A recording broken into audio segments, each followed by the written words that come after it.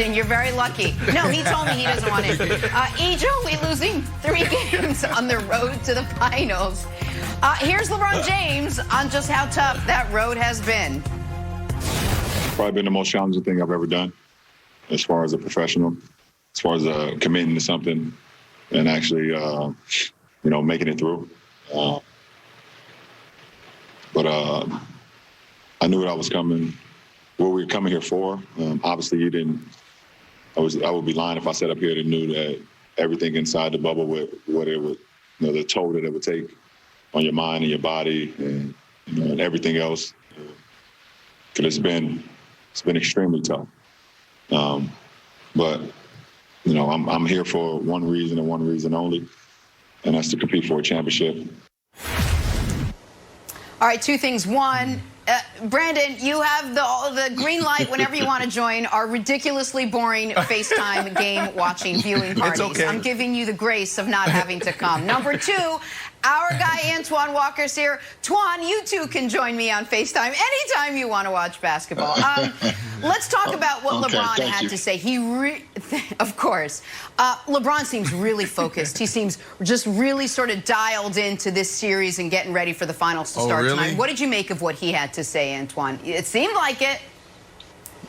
Well, let me start with this. First of all, this is the perfect scenario for LeBron to be able to go into a bubble situation and have to focus strictly on basketball. A guy in year 17, a guy that wants to obviously win another title, if not multiple titles in L.A. You couldn't ask for a better scenario for him. Being in the Western Conference that's supposed to have been tough going into the bubble, you get neutral courts. You don't have to go into anybody's road gym where you get other teams and other players playing great because of the home crowd. And then you playing basketball. Your team now has to focus in on basketball and basketball completely. So it was great. I disagree with him saying it was so difficult and so tough. Any basketball player that wants to focus in on basketball, like myself, I play AAU basketball. I love the game. LeBron's a guy that's going to play 72 to 80 games a year. This was the perfect scenario, and it worked out really well for him. His guys are razor focused. That's the reason why you saw the Clippers have the meltdown they had. There was no razor focus with those guys. The Lakers had that razor focus, and he's got great contribution from his others. So this is a great scenario for LeBron. So I disagree with that on how tough it's been in the bubble. And for all those guys, and I'm not knocking the bubble. Obviously, I'm not there, but on the outside looking in, besides you having your family there on a consistent basis, it's basketball. This is what we live, we love to do since we've been doing probably since the age of 6. So it's not that difficult when you get an opportunity to play the game you love to play and be razor focused on it. So let me respond to that, because there's the basketball angle and there's the non-basketball angle. On the basketball angle, you're saying, you bring up the point, they don't have to have any road games, but the teams that were hurt the most by neutral courts were the teams that earned the #1 overall seed. They lost that advantage of home games, Game 1 and Game 7 of every series being in their gym. Additionally, and I lost my earpiece, so nobody interrupt me real quick, then I'll fix it. Let me finish the point real quick. Additionally, the other part of this is the Lakers were the only team in the bubble, the only contender that had a significant contributor or starter just opt out. So they had to deal with that. But Antoine, what I think he's talking about when he said it's the most challenging thing I've ever done, I think he's talking from a personal perspective. His kids are not there. This is the longest in LeBron James' entire life he's been away from his children. And before, I believe his wife ended up coming, it was the longest he had ever been away from her. So I think he's talking about from that perspective, being disconnected from the people you care most about was the most challenging thing, not necessarily playing basketball on a neutral court for 90 days. But I do think that hurt the Lakers, Antoine, more than it hurt the Clippers or the Nuggets or any of these other teams that hadn't earned the #1 overall seed. Nick, I'm not going to, I don't want to make it but you got, I'm just saying this quick. Nick, I have to make it an argument. But Nick, let me be honest with you. I played in the league, and come playoff time, you lock in. You look to get away from your family and friends come playoff time. So I have to disagree with LeBron on that. I'm not saying that it wasn't tough. And if you need your family to make you tick and go every day, I don't know if I wasn't that guy. Come playoff time, I wanted to lock in and play basketball. So to me, when I hear those comments, I laugh because it's hard pressed for you to tell me that it was super hard to play basketball because you couldn't see your family and friends with FaceTime and all these other things you got going on. You got a break for 90 days. It's okay. It's okay to get a break from your kids for 90 days, especially when you got older kids. If you got babies, Nick, if you got babies, I understand it, Nick.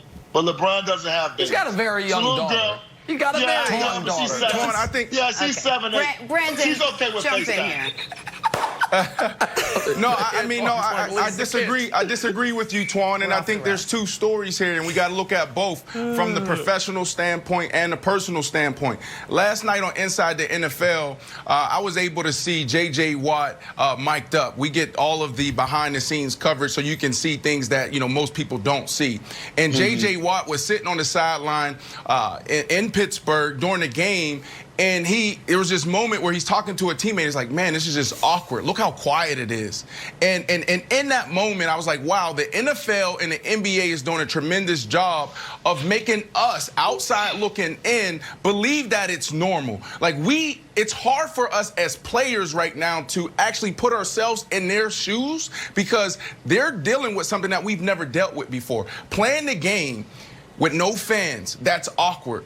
Being away from your family for months, that's difficult. And I think LeBron is talking about both. And what's interesting is when I first, got this opportunity to be on this show, I start calling around some of my NBA buddies. And I asked them, I say, hey, guys, tell me about the bubble. And tell me about LeBron. And tell me about all these other storylines that we'll probably be talking about. And one guy said something really interesting. He said, I think this is going to be a struggle for LeBron because LeBron, he's not a front runner, but he plays into the crowd. Like he's better when the crowd is around him, walking out and seeing everybody cheer for him and wearing his jersey. So I think this is interesting, and I believe LeBron that it is probably one of the most difficult things he's ever done. Wild. Okay. So I'll say something silly and then something serious. The silly thing is this. If I was in the bubble, I'd be like, get me out of here. If I got to turn on my TV and watch NFL playing and baseball playing and college football playing, and I'm here eating my Mickey Mouse waffles again, I'd be like, guys, let's get 4 and be done. I'm ready to go back. I worked NBA finals and conference finals for 2 or 3 years with the company in Bristol, as the bosses like to have me say it. And after a while, I talked to someone like, hey, who do you got in game 6? I'm like, I don't care. I want it to be over. I'm cooked. I am done. I'm ready to go home. So I agree with LeBron that this is super challenging. That was the silly part. Here's the serious part, Nick. I thought this was very telling of LeBron. And I think he's always talked about we've made it kind of a joke about how he's gotten off of social media and he's needed to focus in.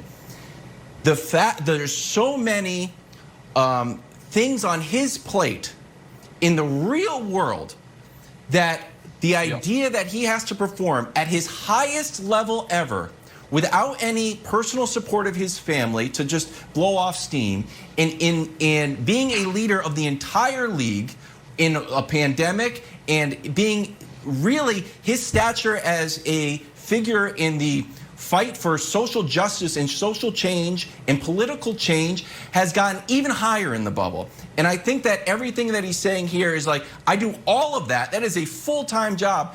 And by the way, I have to go out and give you 30 and 10. So I thought it was a very revealing moment. And if he does come out of this bubble with the championship, I would think it will be I think it will be the most impressive thing that he's ever done. Listen, and I'll be very quick here, but the Lakers were the team most adversely affected by no home court because they had the #1 seed. They were the team most adversely